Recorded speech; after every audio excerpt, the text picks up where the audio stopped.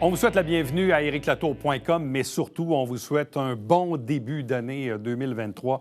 Évidemment, de la santé, c'est ce qui compte et du bonheur pour vous et votre famille. Et très heureux d'être à nouveau avec vous pour entamer cette saison 2023 avec de nouvelles entrevues, de nouvelles émissions d'ericlatour.com. On commence aujourd'hui avec le défi 28 jours sans alcool. C'est en février, mais c'est maintenant qu'on commence à en parler. Et j'ai un ancien collègue de travail avec qui j'ai fait de la radio quelques années, qui est porte-parole cette année, Jean-Michel Anctil. On va le recevoir dans quelques instants. Mais d'abord, on reçoit Steve Trenk.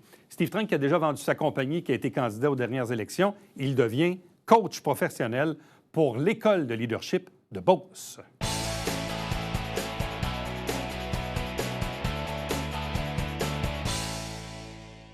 Il a maintenant un nouveau défi professionnel, rien de moins que coach ou coach professionnel, bref, associé à l'École d'entrepreneurship de la Beauce. C'est une école qui a des lettres de notoriété dont on entend parfois parler, et l'un de nous dans la région ici, Steve Trenk, en fait partie maintenant. Il est avec nous. Bonjour, bienvenue, félicitations. Bien, salut Eric, merci beaucoup. Comment cette opportunité s'est-elle présentée à toi? Comment c'est présenté? Bien, la dernière année a été quand même, je ne vais pas dire rocambolesque, mais il s'est passé beaucoup de choses pour moi. Un voyage au Nunavut, une campagne électorale, puis bon, plein de trucs, mais il y a quelque chose qui me manquait ou que la campagne électorale m'a fait réaliser, c'est le plaisir que j'ai à travailler dans une équipe. Et dans les dernières années, suite à la vente de mon entreprise, bien, je suis freelancer, comme on dit. Donc, je suis consultant, j'accompagne des chefs d'entreprise, des équipes de direction, mais je ne suis pas dans une équipe. Et je vais vous dire, ça a commencé à me Travailler? Titiller là, d'être dans une équipe, de faire partie de quelque chose de plus grand que ma petite personne. Et bon, cet automne, après la campagne électorale, j'ai fait un peu le point sur moi-même et je vais vous dire, je me suis surpris à commencer à regarder des offres d'emploi. Ce que tu n'avais jamais fait depuis une éternité? Depuis 25 ans. OK, et même plus. Et de regarder des offres d'emploi dans des grandes organisations, puis là, dans des rôles de gestionnaire, puis ça ne m'interpellait pas tant. Et comment c'est arrivé, c'est assez anecdotique, mais un mercredi, j'ouvre mon LinkedIn et là, je vois coach en transfert entrepreneurial à l'École d'entrepreneurship de Beauce, qui est une institution mythique en entrepreneuriat. Puis il y a quelque chose qui m'a interpellé. Je dis, Steve, c'est ta place. Et là, j'ai mis à jour un CV, j'ai envoyé ça. Le lendemain, on m'a rappelé. Puis ce qui est intéressant, c'est que, bon, j'ai été chargé de cours à l'université. Donc, tout ce qui touche la pédagogie, j'ai été entrepreneur, puis je suis coach de gestion. Et on aurait dit que le poste était dessiné pour moi. Fait que ça s'est fait quand même assez rapidement par la suite et je me suis retrouvé justement, j'ai commencé, mais je commence l'emploi officiellement début 2023, mais c'est un privilège de faire partie de cette équipe-là. Bon, en fait, il y a quelque chose de pas surprenant là-dedans parce que quand on s'est vu dans les derniers mois pour la campagne électorale, en fait, au cours de l'été, quand quelqu'un m'a dit, écoute, Eric, Steve Trenk va être candidat à l'élection. Je n'étais pas surpris, évidemment, parce que j'ai toujours senti que tu avais cette espèce de sentiment de devoir, de servir. Bon, tu n'as peut-être pas choisi le véhicule le plus facile, qui était le Parti libéral. Mais j'aime le défi. Qui était le Parti libéral du Québec. Le défi. Mais quelqu'un m'a dit en même temps, il m'a dit, oui, évidemment, quand on se lance en politique, en quelque part, on veut gagner, mais en même temps, parce que rationnellement, bon, les sondages n'étaient pas très favorables. Mais la personne m'a dit, non, Steve, il s'ennuie, il a le goût de faire quelque chose.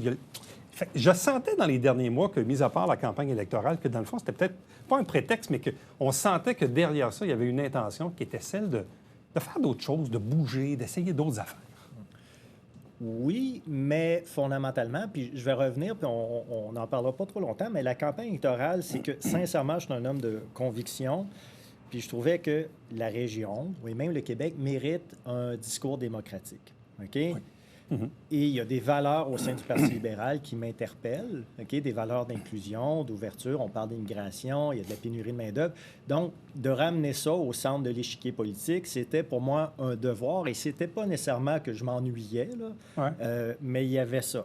Puis je trouve que dans les dernières années, il y a des gens qui ont des convictions, que je vais dire un peu plus de centre, qu'à un moment donné, ils se ferment la gueule, ils disent plus rien. Puis j'ai même lu dernièrement un article où, tu sais, il y a l'extrême gauche, il y a l'extrême droite, mais peut-être qu'il devrait y avoir un peu d'extrême centre. Où il faut juste revenir un peu à un genre de gros bon sens. Puis pas que la CAQ fait un mauvais travail, mais de ramener un discours un peu démocratique. Fait que ça, mis de côté, la campagne électorale, j'ai une mission personnelle. OK? Moi, sincèrement, ça a l'air un peu bizarre, mais je veux contribuer à la prospérité de ma collectivité, mais tout ça dans un côté très humain. J'ai été dans le milieu des affaires pendant 23 ans. Il y a des gens qui sont juste à l'argent, mais il y a des entrepreneurs qui sont d'abord et avant tout là pour leurs clients et pour leurs équipes. Et c'est ça qui m'interpelle. Et l'École d'entrepreneurship de Beauce, c'est dans ses valeurs, parce qu'elle est au service des entrepreneurs pour leur permettre justement de mieux contribuer à la prospérité du Québec. En quelque part, tantôt, quand je disais que tu t'ennuyais, mais tu l'as un peu dit aussi tantôt, tu t'ennuyais de travailler en équipe. Ça, oui, ça c'est vrai. Parce que la vente des mixos, ça remonte à quoi? 2-3 ans? 3 ans? En 2020. 2020. Juste avant la pandémie. Bon, évidemment, il y a eu la période de la pandémie, mais entre la vente d'un mixo puis aujourd'hui, là, mis à part la campagne électorale, tu es quand même resté actif. Bon, tu travaillais peut-être en solo, mais tu étais actif quand même. Bon, oui, tout à fait. Dites-vous pas que je m'ennuie, là, parce que je travaille. Mais de contribuer à quelque chose de plus grand que ma petite personne, ce que je disais, tu sais, de joindre un parti politique, d'être dans une grande organisation, c'est cool. J'ai même déjà dit, tu sais, un de mes plus grands rêves, ça serait de dire, hey, s'il y avait des Jeux olympiques qui étaient produits au Québec, de faire partie de cette équipe-là. Puis, ce qui me teinte, c'est que ma première grande expérience professionnelle, c'est l'International de Montgolfière. J'étais là au début, puis t'en fais partie. C'est cool de voir que tous ces gens-là se mettent ensemble pour faire un événement qui est extraordinaire. Mais quand tu es tout seul, tu es limité à ton propre pouvoir. Et moi, là, mon ambition, c'est de faire 1 + 1 donne 3. Il faut prendre au moins 2 personnes puis les mettre ensemble. Mais quand tu es tout seul, c'est plus difficile. Mais là, depuis la vente des mixos, quand même, tu agissais là, comme coach ou consultant. Là. Bien, oui, c'est mon travail, puis je vais continuer à le faire. Donc, l'idée, c'est sûr que là, c'est un emploi à temps plein, mais il y a des entrepreneurs, des cadres que j'accompagne en coaching individuel. Donc, des gens qui veulent développer des habiletés de direction, des habiletés de communication. Donc, je continue à le faire, mais c'est sûr que ça va être un rythme un peu plus modéré que les dernières années. Tu dis que c'est un emploi à temps plein. Oui. Est-ce que ça exige beaucoup de déplacements en Beauce? Mon rôle, c'est coach en transfert entrepreneurial. C'est un titre que je ne comprenais même pas au début. Mais il faut comprendre comment ça fonctionne. L'École d'entrepreneurship de Beauce, c'est une école pour les entrepreneurs, par les entrepreneurs. Donc, quand tu vas là-bas, ce n'est pas des profs d'université. C'est des entrepreneurs d'expérience, des gens qui sont très connus dans le milieu des affaires, qui viennent, par exemple, donner ou partager leur savoir, leurs expériences à d'autres entrepreneurs dans 30 ans, 40 ans. Il faut développer des contenus pédagogiques à valeur ajoutée qui sont dans le cadre d'un cursus. On peut comprendre qu'à l'École d'entrepreneurship de Beauce, il y a 2 programmes phares, le programme Élite et Émergence. Je vais y aller avec le programme Élite. Il faut comprendre que les gens qui vont là payent une somme assez importante et c'est 2 ans. 2 ans dans lesquels ils vont faire 12 séjours de 5 jours. Et là-bas, à l'École d'entrepreneurship, il faut comprendre que c'est un ancienne auberge ou hôtel où les gens qui vont là 5 jours sont en retraite dans un groupe de 25 à 28 personnes et ils travaillent sur un sujet.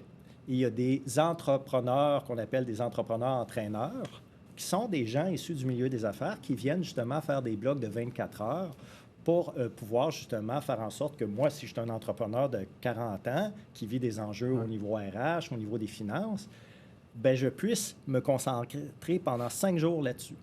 Et moi, j'aide les entrepreneurs qui vont venir faire leur témoignage à développer un contenu à valeur ajoutée avec un angle pédagogique. Donc, je vais faire du coaching auprès d'eux pour sortir le meilleur de leurs expériences professionnelles pour faire du transfert de connaissances entrepreneuriales, donc d'où le titre coach en transfert entrepreneurial. Fait que moi, le rôle que j'ai, c'est que je ne vais pas, du moins dans un premier temps, on verra ce que l'avenir me réserve, je ne serai pas directement avec les clients de l'École d'entrepreneurship.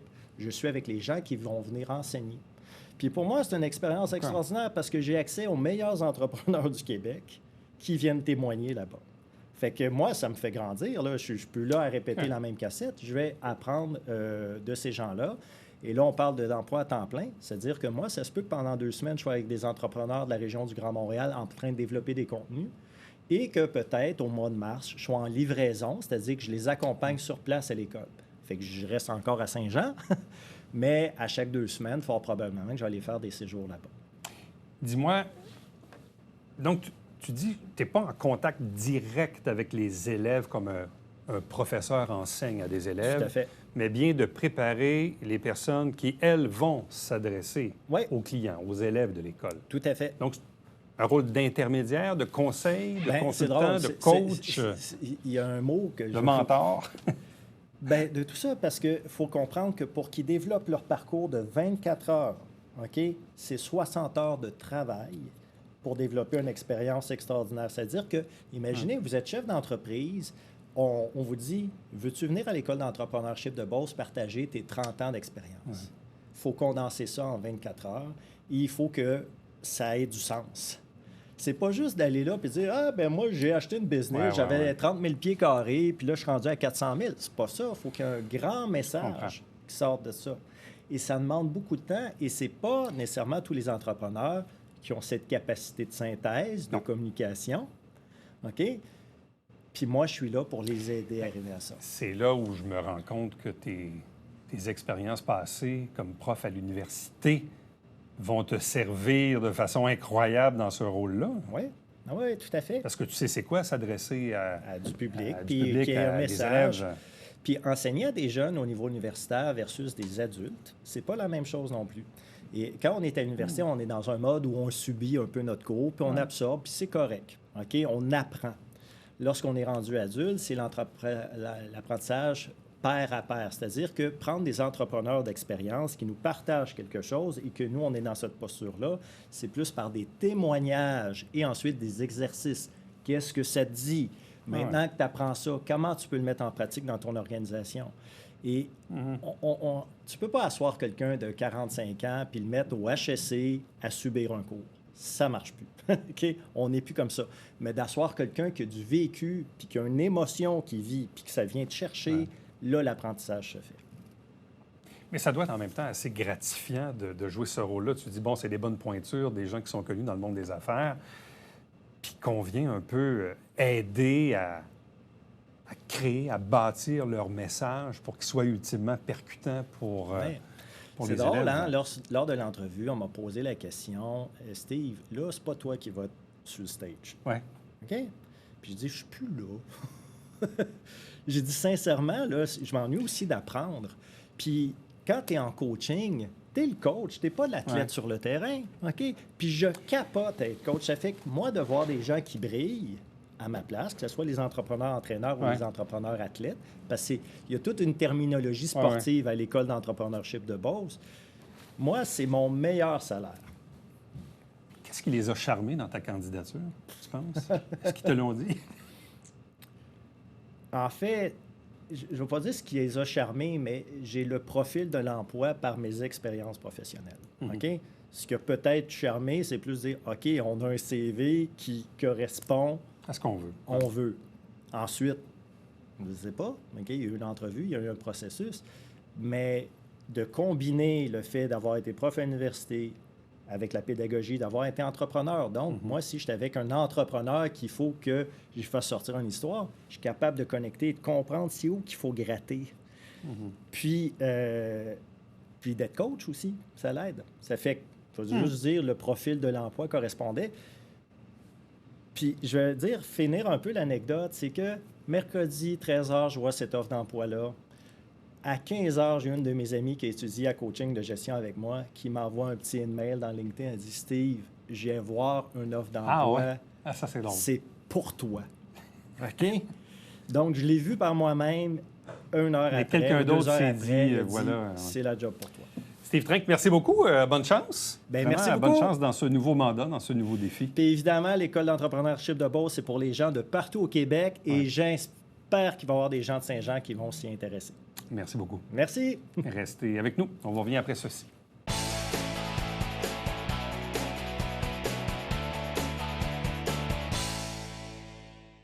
Mesdames et messieurs, bon matin et bienvenue à votre télébingo sur les ondes de télévision du Haut-Richelieu. Vous aimeriez jouer au bingo dans le confort de votre foyer? c'est possible. Tous les dimanches matins, 9h30, à la télévision du Haut-Richelieu, maintenant en haute définition au 609. Pour vous procurer les livrets du Télébingo, c'est facile. Consultez la liste de nos 30 dépositaires au www.tvhr9.com. Salut, c'est Alexandre Baudouin. Et François Trépanier. Frank, on invite les gens à écouter Sport Express à toutes les semaines. Tout à fait, le jeudi 19h et plusieurs fois en reprise, même la nuit, Alex. Puis même sur Internet, sur Oh, YouTube. ben, bien sûr. Ne manquez pas ça.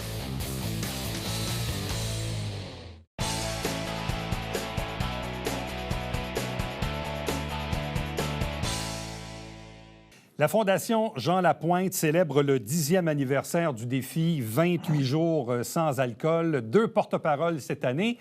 Anouk Meunier, mais aussi Jean-Michel Anctil, qui est de retour et on le rejoint à l'instant. Salutations.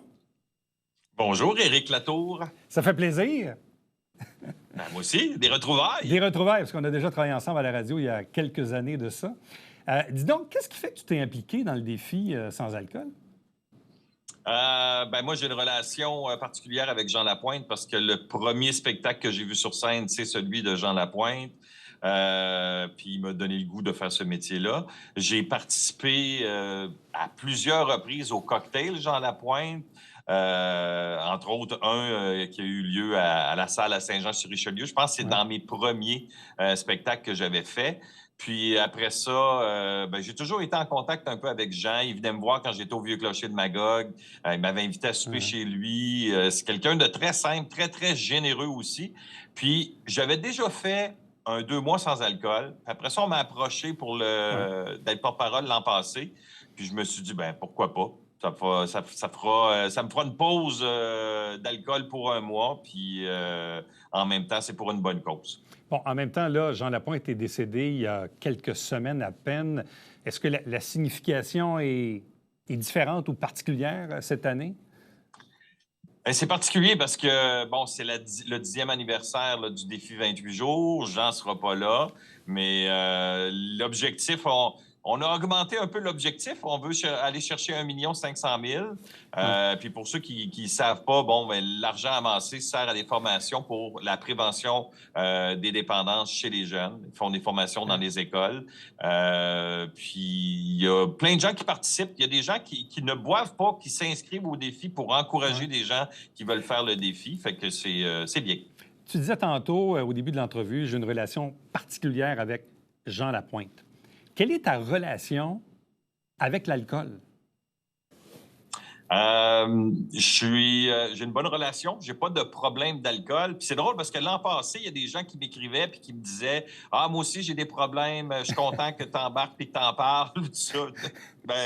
C'est correct, mais j'ai pas de problème. Mais je me suis rendu compte, en prenant une pause comme ça d'alcool, de voir que l'occasion de prendre un verre, est fréquente. Cette occasion-là, ça arrive. Un nouveau contrat, hey, on va ouvrir une bouteille de vin, on va prendre un verre. Quand tu manges certains mets, moi, sushi, j'aimais ça avec un petit verre de vin blanc. Fait que là, j'ai remplacé ça pendant mon mois de février, puis ça n'a pas été difficile. Et qu'est-ce qui t'a convaincu de l'essayer, de dire je vais essayer ça une fois, là, de ne pas consommer d'alcool pendant 1 mois? Je l'ai fait pour moi au début. J'avais fait 2 mois avant la pandémie. Je m'entraînais beaucoup, je voulais perdre du poids, je voulais mieux dormir, je voulais me sentir bien. Puis j'ai commencé, je n'étais pas parti pour faire 2 mois. J'ai dit, je vais essayer 1 semaine. Après ça, je vais 2 semaines. Puis là, ça va bien, on continue 3 semaines. Puis après ça, je dis, je vais voir jusqu'où je peux me rendre. Puis je me suis rendu jusqu'au confinement. Puis là, après ça, j'ai fait, j'étais tout seul, confiné. Puis là, j'ai fait, je vais prendre... Je faisais des lives sur Facebook le vendredi. Fait que j'ai dit, on va prendre un petit verre de vin, puis jaser avec le monde. Puis après ça, là, quand on m'a approché pour le mois de février, j'ai fait, OK, parfait. Fait que l'an passé, j'ai fait tout le mois de février, puis j'ai continué aussi un peu en mars. Et comment tu t'es senti dans cette expérience-là? Je te dirais que je pensais que j'allais trouver ça plus difficile. Pas toutes. C'est vraiment, on se rend compte que c'est des habitudes qui sont ancrées en nous, dans notre quotidien, de faire, comme je disais tantôt, d'associer un mets avec soit un verre de vin ou un alcool, ou des gens qui finissent de travailler et qui se disent « Ah, moi, je vais avoir besoin de ma petite bière quand je vais arriver à la maison. » Ben moi, j'ai remplacé ça, tu sais, quand je mangeais des sushis, exemple, ben je prenais un verre de vin, le verre, mais je mettais du Perrier dedans. Fait que c'est pour me jouer dans la tête, là. Mais j'ai découvert des boissons sans alcool, des bières sans alcool. Je suis pas un grand fan de bière, mais la bière sans alcool, j'en ai trouvé de très bonnes. Des mocktails aussi que j'ai essayé, que j'ai fait « Ah, wow, c'est bien le fun, ça! » Fait que dans le fond, puis les gens autour m'encourageaient aussi. Tu sais, ma fille l'a fait, ma blonde a embarqué. Fait que quand t'es pas tout seul à le faire, c'est le fun aussi. Et physiquement, as-tu ressenti quelque chose de différent? T'es-tu senti, je sais pas, peut-être oui, une perte de poids, mais le repos, le sommeil, le niveau d'énergie, t'as-tu senti une différence physiquement? Oui, au niveau de l'énergie, beaucoup plus d'énergie. Je dormais mieux. Perte de poids, non. Mais peut-être, attends un peu, je dis non. Je suis pas embarqué sur la balance. Fait que... Mais j'ai pas vu de gros changements, mais je sais que ça a fait du bien à mon corps, cette pause-là. OK. L'an dernier, j'avais une discussion avec des amis qui me disaient, certains qui le faisaient, puis d'autres qui me disaient, ouais, tu sais, si tu arrêtes de boire pendant 28 jours, mais que tu te défonces en janvier ou en mars, en bout de ligne, ça donne pas grand-chose. Qu'est-ce que tu réponds aux gens qui disent que ça donne de faire le 28 jours si tu te défonces avant ou après? Qu'est-ce que ça donne de te défoncer avant ou après? C'est ça ma réponse. Non, mais juste de l'essayer, de prendre la pause, parce que si les gens peuvent s'inscrire là, sur le défi 28 jours, mais ils peuvent faire... Il y en a qui vont dire, moi, 28 jours, je trouve ça trop pour commencer, je n'embarque pas là-dedans. Il y en a qui vont faire une pause d'alcool la semaine. Tu as des défis argent, bronze et or. Il y en a qui vont dire, OK, moi, je vais faire une pause la fin de semaine. Il y en a qui vont... Moi, je trouve ça plus facile de faire le 28 jours au complet. Ah oui? Parce que si tu te dis, OK, j'en prends pas la fin de semaine, puis là, mettons, ou j'en prends pas la semaine. Là, tu dis, je n'ai pas pris en fin de semaine, je vais en prendre un lundi. Là, OK, regarde, je vais en prendre un jeudi parce que j'ai telle activité, mais j'en prendrai pas en fin de semaine. Fait que de dire, non, regarde, je fais mon 28 jours. Mais tu sais, je respecte les gens qui se disent, moi, je veux pas le faire. Encourage quelqu'un qui le fait. Ou fait un don pour la Fondation. Dans le fond, c'est... Ouais. Mais c'est une question de conception, parce que je me rappelle l'an passé, moi, ma conjointe voulait le faire. Moi, j'ai dit, je vais le faire, mais 6 jours sur 7, parce que je trouvais que les samedis, des fois, des soupers entre amis, mais tu sais, ce que ça me fait penser, ça revient souvent aux activités sociales. Oui. Soit dans le travail ou avec les amis, tu sais, tu es dans le milieu du divertissement, je suis dans le milieu des télécommunications, je veux dire, même chose des politiciens. Tu sais, on dirait des fois, il y a des boulots dans la vie qui sont peut-être plus propices à la consommation d'alcool. Il y a des occasions plus grandes. Tu sais, tu vas à une première de spectacle, après, il y a un petit cocktail, là, hop, tu vas avoir la chance de prendre un verre. Comme tu dis, les soupers entre amis, là, il y a la possibilité de prendre un verre aussi. Tu sais, l'année passée, moi, dans mon 28 jours, j'ai eu deux très bonnes nouvelles. Puis là, je fais, on peut pas célébrer. Puis après ça, je fais, mais pourquoi je peux pas célébrer? Oui, je peux célébrer. J'ai juste à pas prendre d'alcool, puis on va célébrer pareil. Fait qu'on l'a fêté, puis je me suis dit, garde, après, en mars, je reprendrai un verre. Puis... Mais mon but n'était pas, le 1er mars, là, je vais me péter la face, pas en tout. Puis j'ai remarqué même que mes habitudes au fil de l'année ont changé.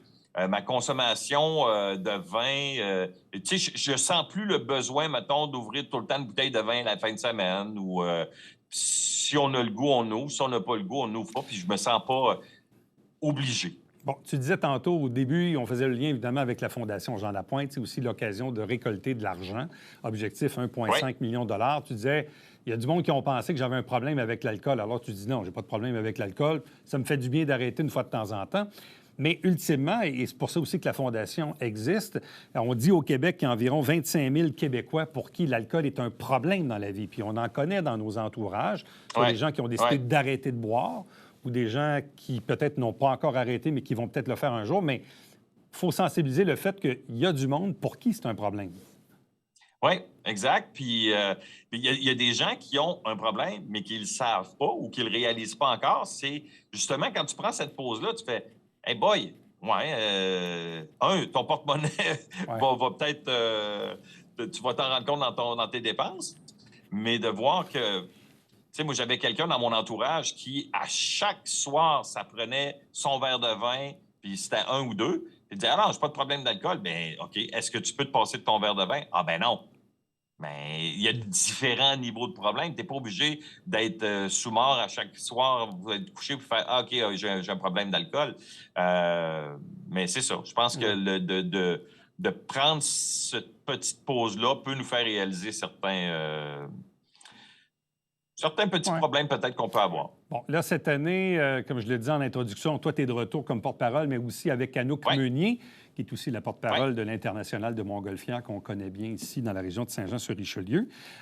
Vous avez aussi des ambassadeurs. Là. Vous avez Léane Labrèche d'Or, le mixologue Maxime Boivin, qui est un gars de Saint-Jean, Oui. qui avait lancé son livre justement sur les mocktails. D'ailleurs, Oui, là, j'ouvre exact. une petite parenthèse. Il va être chroniqueur à Boom cet automne. Pas cet automne, cet hiver, pardon. La chanteuse Annick Jean, Catherine Desèvres, Ève Salvaille et plusieurs autres. Donc, il y a d'autres personnes aussi qui sont un peu ambassadeurs de ce défi 28 jours. Exact. Eux aussi propagent la bonne nouvelle. Mais aussi, la bonne nouvelle, c'est de récolter des sous pour la maison Jean Lapointe, parce qu'ultimement, Exact. ça reste ça l'objectif, c'est de recueillir 1,5 million de dollars. Oui. Puis encore là, moi, je rappelle, c'est qu'on ne force pas les gens à le faire. Tu sais, vous embarquez parce que vous avez le goût de le faire puis vous le faites pour la cause. Mais tu sais, il y a du monde qui fait « Ah, moi, j'embarque pas dedans, je veux pas. » Go, parfait. Moi, je respecte ça. Fait qu'il n'y a aucune obligation, mais si ça vous tente de l'essayer, tant mieux. Jean-Michel Anctil, merci beaucoup. Bonne chance pour la suite. C'était super intéressant. Merci. Merci, Rick. Merci. Reste avec nous. On vous revient après ceci.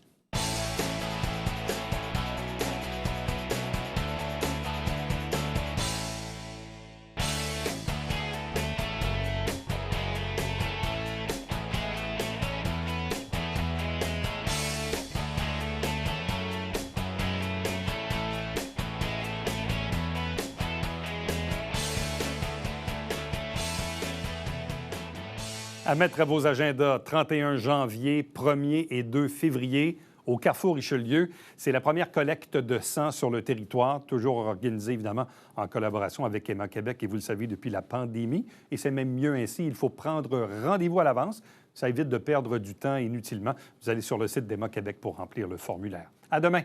Bye bye.